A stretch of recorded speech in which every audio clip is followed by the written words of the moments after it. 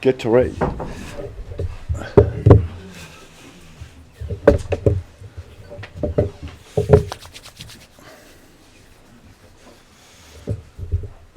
Good morning, Arsene. Good morning. Start with your team news, please. Well, apart from Sanchez and Ospina, I haven't seen yet because they arrived late last night. Everybody looks all right. Good news on Alex Iwobi we hear as well.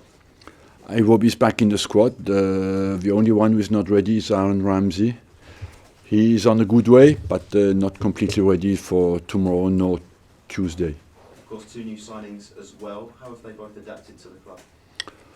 Very quickly and very well. But the real test is the games, and so we'll see and know very soon. But what they do in training is promising. At least they have the focus and the quality in training that is what we expected, and on that front, I'm very happy. And just finally from me, how likely are the 2 of them to play some part tomorrow? I haven't decided yet, so that's a decision I have to make. I have to see today how everybody comes back and who I will start tomorrow. Hello, Arsene. Very happy with your new signings. Very relieved too that they eventually got over the line, those deals. Yes, we did it quite early compared to some other clubs because we finished our job on Saturday and the transfer deadline was on Wednesday, so we were earlier than expected because it was a quick turnaround on Saturday morning that we didn't expect to be as quick as that. How big a role do you feel they can play for you over the coming weeks and months? Look, they bring us their qualities. That for Mustafi is, of course, he's a young centre back and he has already international experience. And Lucas Perez is an interesting striker who is versatile, can play on the flank, but especially through the middle, and can score goals, but as well can provide a good number of assists. And the kind of football I like to play is, of course, that's an interesting quality. Jack Wilshere's low move to Bournemouth. I wanted to just ask you about it and what you make of if he does play a little further forward. Would you be quite happy with that? If he's got a slightly more attacking role in midfield? Yeah, personally, that's where I prefer him.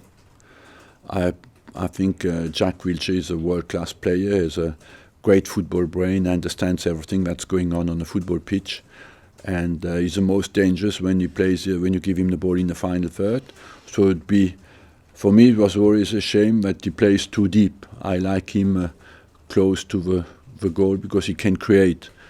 And the thinking behind is that he gets regular football to come back to what he is, a world-class football player. How big an asset might Mathieu Flamini be to Crystal Palace? He'll bring them experience. They've bought quite well because they have now Flamini, Benteke, Loic Remy, so they have strengthened well their squads. And with Kabay in midfield, they'll be a strong team. You were mentioning about Alexis Sanchez and David Ospina only just coming back. Otherwise, everybody appears to have returned from international duty unscathed. But Granit Xhaka did pick up a red card. Do you have any concerns about his discipline on the field at this stage? We have a concern about the discipline of every player, and I believe that the results are linked with discipline. If you have no discipline, it's very difficult to make results. Alex Sanchez was saying this week that he feels he's reached a level where he can compete with the great players, that he doesn't feel inferior to anyone. Has he reached the level of the likes of Ronaldo and Messi now, do you think?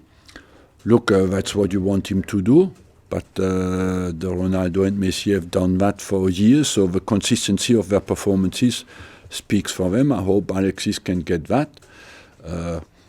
He's ambitious, and of course he is a guy who wants to win every single game, so it's good to have that kind of ambition to be the best. He has the potential and the quality, and it's just up to him to show that.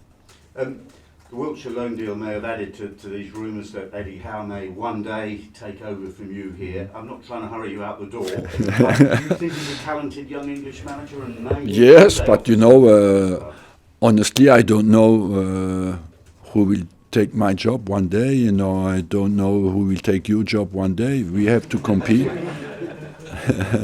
So these are questions that are for me impossible to answer. I give my best as long as I'm here, and I wish the best to the guy who comes after me.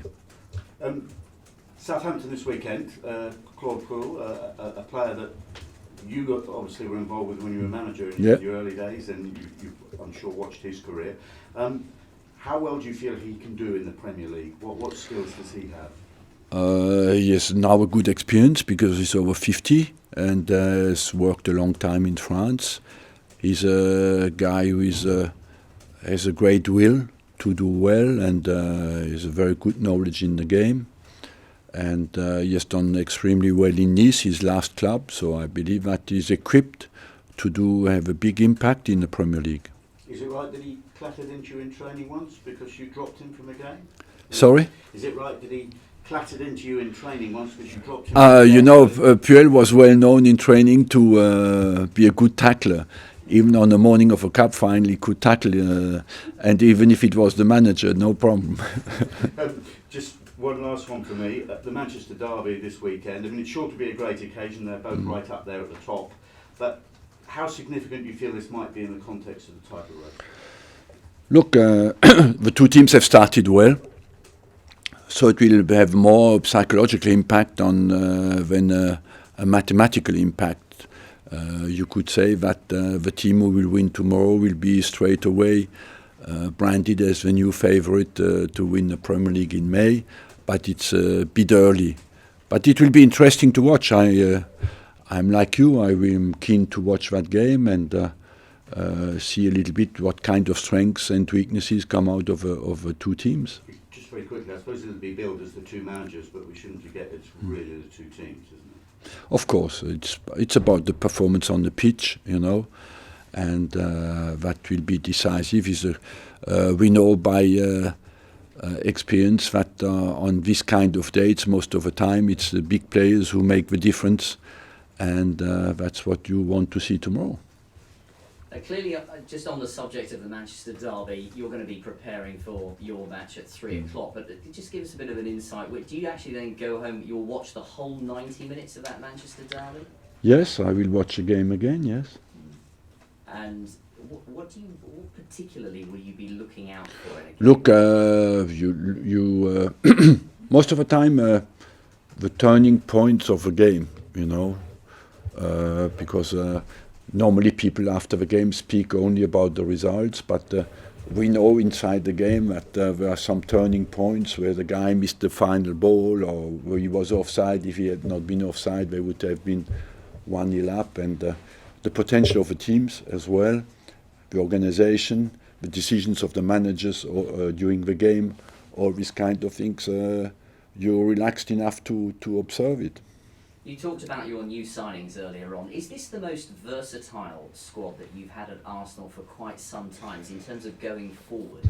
I would say it's the most mature squad I had for a long time because they are men, you know, they are not 19, 20-year-old players. They are 24, 27, 28, and the whole squad is quite mature. And it's the first time for a long time where I have a team of what you call men ready to compete. After we have to show that we are good enough to beat everybody else. So if they're the most mature squad, does that excite you? Do you think then that you have the best chance in the last few years to win the title? Look, I always believe we have a chance, even when I had young players. You can't tell me that, but certainly I had not the squad of players for a long time who had enough experience to compete.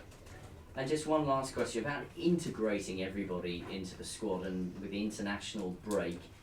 Is it sometimes frustrating that you can't spend enough time getting all your players into the system and the organisation that you want early season, that you're always playing catch up? Yes, that's a little bit the problem at the top level competition now. You have not enough time to practice, and you have many competitions, but now the players, I can focus on the players who stayed here for the 2 weeks and see how everybody comes back, maybe rest a few, and because we play again on Tuesday. So, but the fact that they have a very complete squad, these decisions are easier. Arsene, just on Jack Wilshere, you mentioned about him being at his best when he plays further forward. Was that part of the problem, that you didn't feel you could accommodate him here in that position? Look, Jack, we had a chat together, and he himself was concerned that he would not get enough competition early enough, because he feels ready to play. I couldn't guarantee that as well, so that's why we thought that's a decision. I thought that it looked logical to give him time to really come back to a competitive level. At some stage you need competition, and I couldn't guarantee him that. Is the challenge for him then, all the injuries that he's had in the last few years, to play 30-35 games, show he can... Exactly. The challenge for Jack is to play the games, yes. I mean, because when a first team of age 24 goes out on loan, you could look at it and say, well, his career's kind of in the balance here. Is that how you see it? No, not at all, no. You know, he wanted games, and I can understand his desire, and I felt it was a logical decision. Let's not forget that last year he didn't play, and so he's in a position where you need games. You cannot be out not compete for 2 seasons and then wanting to be at the top level. So it's important for him that he gets the number of games this season. He's got less than 2 years left on his current deal. Do you intend to offer him a new one? I hope personally that he stays his whole career here. So what will decide the contract? Will it be how he gets on this season at Bournemouth? No, I think how he gets on. He's a world-class player. He doesn't have to show me that he has the quality to play at Bournemouth, just that he can back to a regular competitive level. And just one on Alexis, how much of a risk do you think it will be to chuck him in after the flights and travel and the game? That's a decision I have to make, because we play Tuesday night, so I will see. I have to make that decision in the next 24 hours. Thank you very much. Take the mics out, please.